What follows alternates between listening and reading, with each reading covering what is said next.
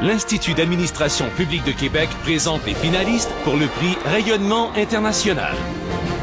Les centres de réadaptation Lisette Duprat et de l'Ouest de Montréal, le ministère des Ressources naturelles et de la Faune, le Musée de la civilisation. Finalistes, les centres de réadaptation Lisette Duprat et de l'Ouest de Montréal. Réalisation, la Déclaration de Montréal sur la déficience intellectuelle.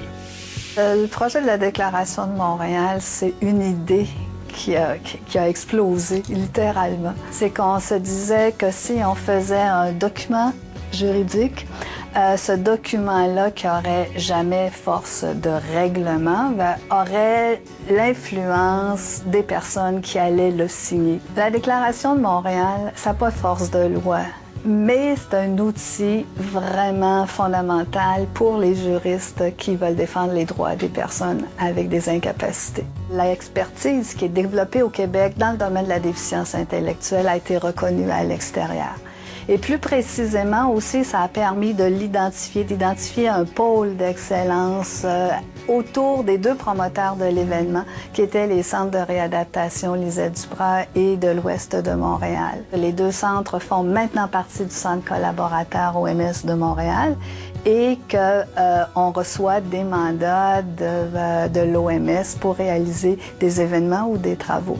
Alors ça, c'est un autre exploit, c'est que la déclaration a été signée le 6 octobre 2004. C'est une idée locale qui, au départ, a l'air petite, mais qui finalement, en fait, se révèle avoir une portée mondiale, internationale, et puis à long terme surtout. Finaliste, Ministère des Ressources naturelles et de la Faune. Réalisation, géoquebec.org. Un modèle pour l'exportation du savoir-faire québécois en géomatique. Géo-Québec, c'est une bannière unique où, depuis bientôt 5 ans, 11 entreprises privées, 4 universités et 3 cégeps travaillent en étroite collaboration avec le ministère des Ressources naturelles et de la Faune à exporter nos grandes réalisations et notre savoir-faire en matière de géomatique. Pour répondre aux besoins des marchés internationaux, le ministère des Ressources naturelles et de la Faune a initié un partenariat novateur qui regroupe les forces d'ici sous une seule bannière, Géo-Québec. Pour lutter à armes égales avec nos concurrents étrangers, nous avons dû constituer une offre qui intègre 3 choses. Les grandes réalisations et l'expertise des fonctionnaires de notre gouvernement, les capacités de réalisation du secteur privé et celles de nos maisons de recherche et d'enseignement. Maintenant, nous soutenons nos entreprises à l'étranger de 2 façons. D'une part, nous avons mis en place un mécanisme qui permet aux entreprises d'avoir accès à l'expertise du ministère contre rémunération. Et d'autre part, nous facilitons les ententes de gouvernement à gouvernement. Grâce à ce partenariat avec le ministère, nous avons maintenant une récolte de 15 projets totalisant 6,4 millions de dollars et un portefeuille évalué à 100 millions de dollars. Finaliste, Musée de la civilisation. Réalisation, les chemins du Moyen-Âge ouvrent les chemins du monde. L'exposition Gracia Dei a été l'occasion d'intensifier nos relations avec les musées à travers le monde.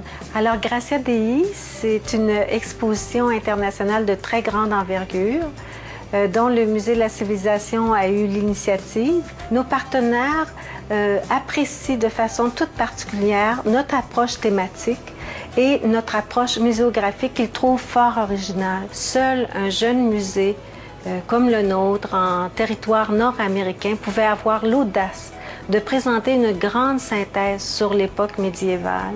Si nous, on apprenait de leurs connaissances de l'époque médiévale, on pouvait partager avec eux notre savoir-faire en muséologie. Quand l'exposition Gracia Dei voyage à l'étranger, c'est toute l'expertise du Musée de la civilisation, mais également de tous nos collaborateurs qui circulent.